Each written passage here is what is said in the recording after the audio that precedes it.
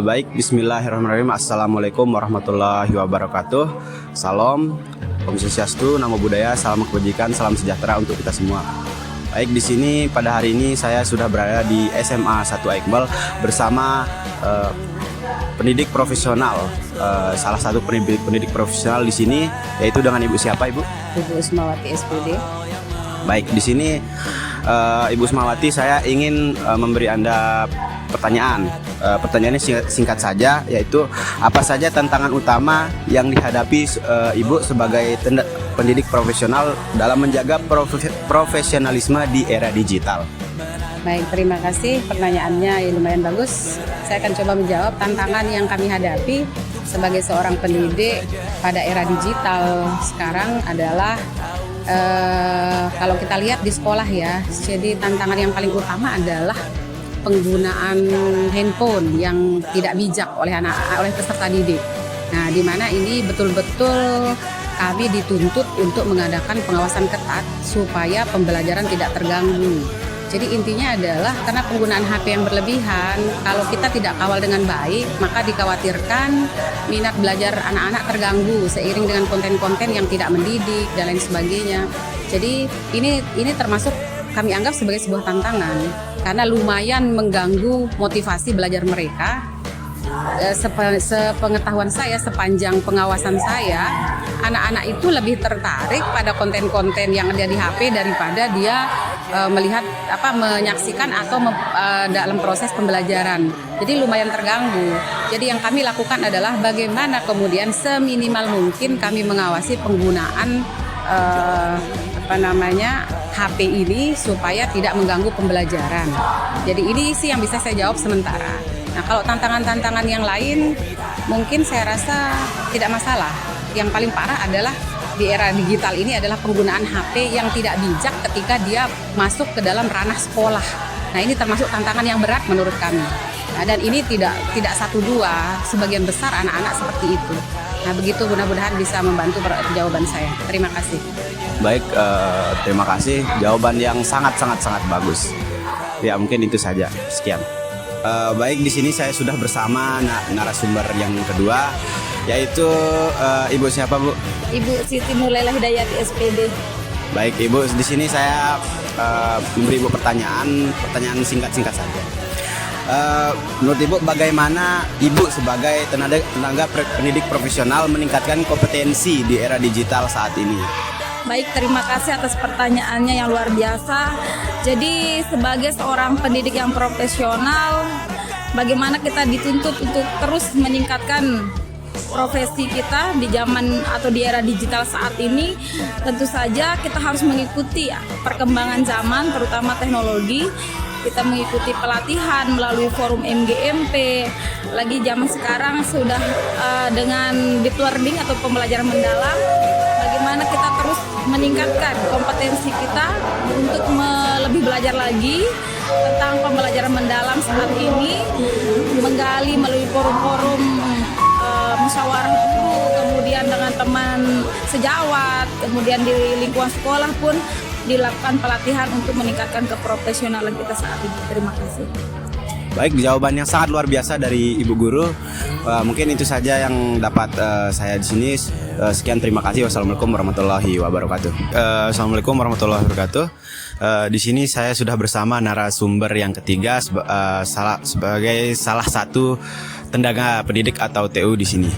Dengan Ibu siapa, Bu? Irma Tri Rahayu.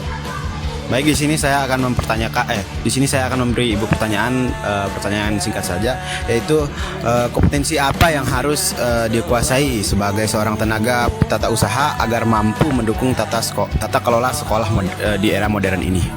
Yang pertama tentu saja dia harus menguasai IT ya. Untuk tenaga administrasi sekolah yang ada di dalam, dia harus menguasai teknologi informatika. Yang paling dasar saja, tidak perlu yang harus menguasai program-program paling dasar. Dia bisa Excel dasar, bisa Word dasar, dan tentu saja mengetahui tupoksinya sebagai seorang tenaga administrasi. Itu yang pertama. Yang kedua, tenaga administrasi sekolah itu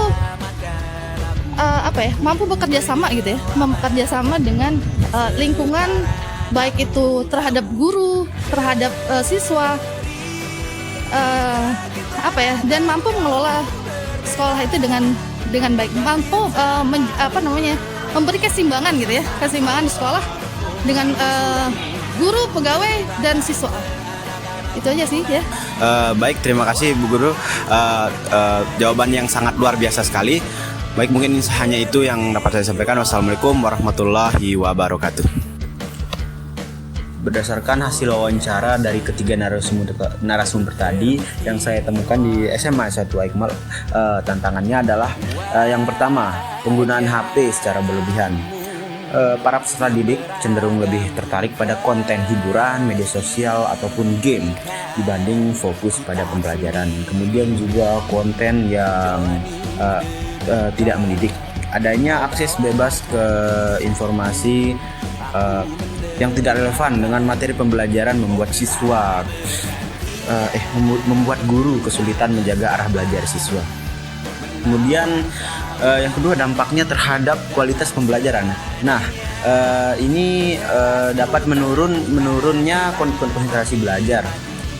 Peserta didik lebih fokus pada HP daripada materi pelajaran sehingga pemahaman konsepnya berkurang, dan juga seringkali peserta didik itu mengantuk ketika guru menjelaskan. Kemudian menurunnya motivasi belajar. Ya, siswa menjadi malas mengikuti pembelajaran konvensional karena lebih tertarik dengan hiburan digital seperti TikTok ataupun sosmed ataupun game ataupun yang lainnya. Kemudian yang ketiga, dampaknya terhadap lingkungan sekolah. Disiplin sekolah terganggu. Guru dan pihak sekolah seharusnya lebih sering menegur, menyita atau mengatur ulang tata tertib terkait dengan penggunaan HP yang semakin berlebih ini. Yang kedua, hubungan guru dan siswa itu bisa tegang karena guru harus lebih sering bersikap tegas. Terkadang hubungan emosional guru dan siswa itu menjadi renggang. Kemudian budaya akademik yang melemah. Jika tidak ditangani, sekolah lebih identik sebagai tempat nongkrong digital daripada pusat belajar. Ya, begitu. Kesimpulannya adalah tantangan terbesar pendidik di era digital ini adalah bagaimana menyeimbangkan pemanfaatan teknologi untuk mendukung pembelajaran sambil mengendalikan dampak negatif dari penggunaan HP secara berlebihan. Kemudian terkait dengan career plan menjadi pendidik profesional, kompetensi yang ingin saya kembangkan adalah sebagai calon peserta didik profesional. Saya berkomitmen untuk mengembangkan kompetensi utama guru, yaitu yang pertama kompetensi pedagogi, menguasai strategi pembelajaran berbasis teknologi digital, dan juga meningkatkan kemampuan menyusun RPP dan asesmen yang kreatif, inovatif, serta berpusat pada siswa. Yang kedua, kompetensi profesional, memperdalam penguasaan materi di bidang studi yang saya mampu. Yang kedua, sertifikasi atau pelatihan yang ingin saya ikuti yaitu PPG atau Pendidikan Profesi Guru sebagai syarat legal menjadi guru profesional. Kemudian yang kedua, saya ingin mengikuti pelatihan classroom untuk memperkuat keterampilan saya dalam mengelola kelas nanti. Kemudian yang ketiga, strategi menghadapi tantangan. Sebagai pendidik di era digital saat ini, tantangan yang kita hadapi tidaklah ringan. Di sini strategi saya adalah yang pertama, mengelola gangguan digital, mengalihfungsikan HP sebagai media belajar, misalnya kuis online, e-learning ataupun quizzes ataupun dan lain-lain. Yang kedua, menghadapi perbedaan karakter peserta didik, menggunakan pendekatan pembelajaran agar setiap siswa dapat belajar sesuai potensinya ataupun skill masing-masing. Nah, kesimpulannya di sini adalah plan saya ini saya susun sebagai pedoman untuk menapaki perjalanan menjadi pendidik profesional saya. Fokus utama adalah meningkatkan kompetensi secara menyeluruh, melengkapi diri dengan sertifikasi dan pelatihan yang relevan, serta menyiapkan strategi menghadapi tantangan pembelajaran di era digital saat ini.